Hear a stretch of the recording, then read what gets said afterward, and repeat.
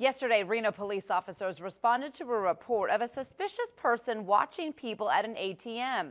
The person of interest would repeatedly watch people make a transaction, and once they would leave, he would approach the ATM himself. Ryan Candidate joins us live in the newsroom with a closer look at the incident. Ryan, do these types of cases happen often?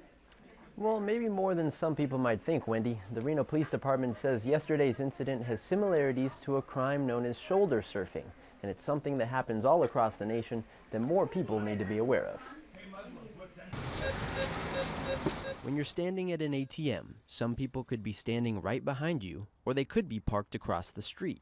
But if an individual is shoulder surfing, they are watching you input your PIN into the machine. If you've used an ATM, the next transaction request, if you want to do an additional transaction, comes up. People sometimes just walk away from that.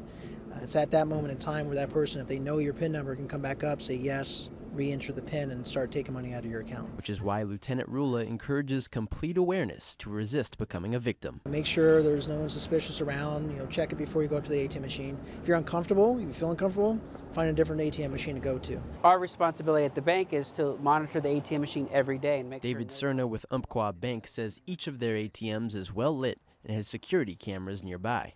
But he says it's also the customer's responsibility to use their own safety precautions. You're going to cover it so that no one can see.